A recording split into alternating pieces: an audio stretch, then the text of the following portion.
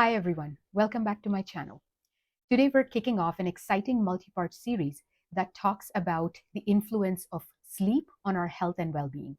In this first episode, I talk about what happens inside our brains when we sleep. All of us have had those Friday nights.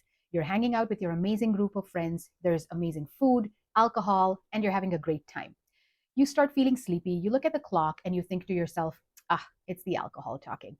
Anyways, you move on, you convince yourself that you can catch up on your sleep because it's the weekend. Of course, you don't have to wake up early next morning, so you can snooze that alarm and you can get a few extra hours of sleep.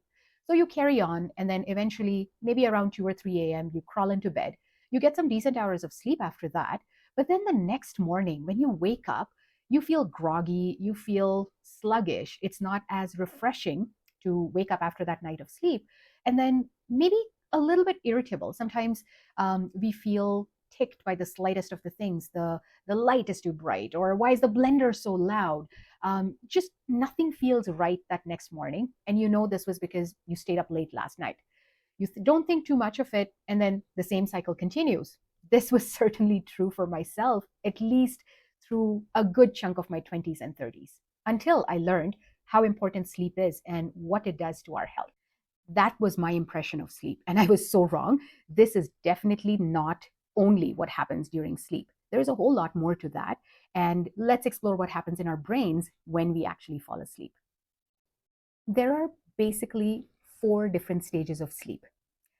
The first two stages are what comprises of light sleep. When we close our eyes at first and we start feeling sleepy, our heart rate starts to settle down a little bit, the breathing slows down, and then we get into a drifted state of this calmness. That's what comprises of light sleep.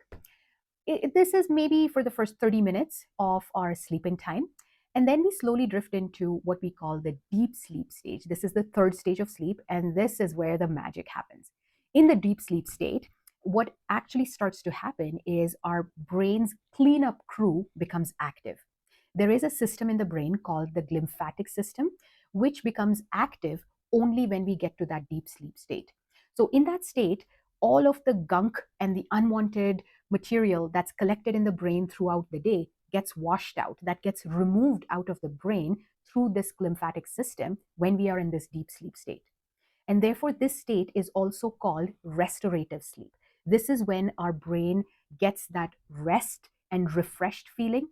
This also boosts our immune function and it strengthens our cognition. So our brain's literally getting cleaner and smarter as we're sleeping in that deep sleep state. So we want to aim to get more of these deep sleep states throughout our night. On an average night, we should cycle through about 4 to 6 of these deep sleep states because in the entirety, our sleep cycle together between all the four stages lasts for about 60 to 90 minutes.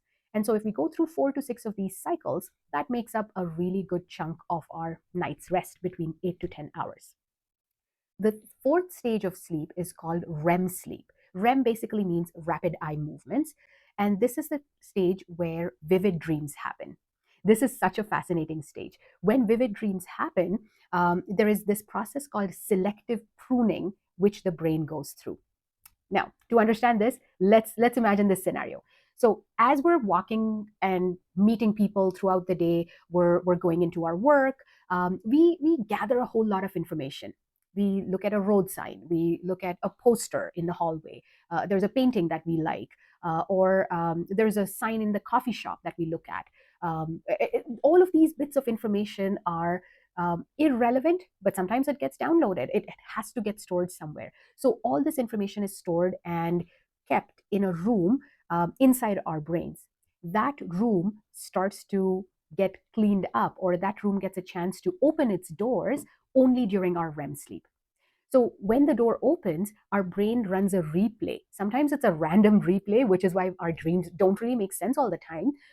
But we run this replay during our REM sleep and have vivid dreams based on some previous instances, based on something that triggered a memory in us before.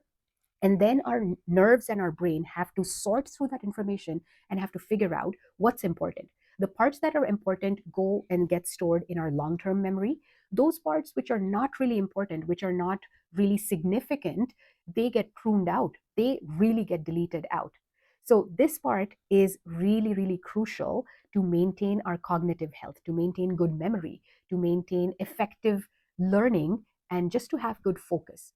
So we now understand that having high quality sleep means having all of these different stages of sleep, having a good night of REM sleep where we have these vivid dreams so that the sorting can happen, and also having a good, deep, restful sleep where the lymphatic system can come in and clean out all of the gunk.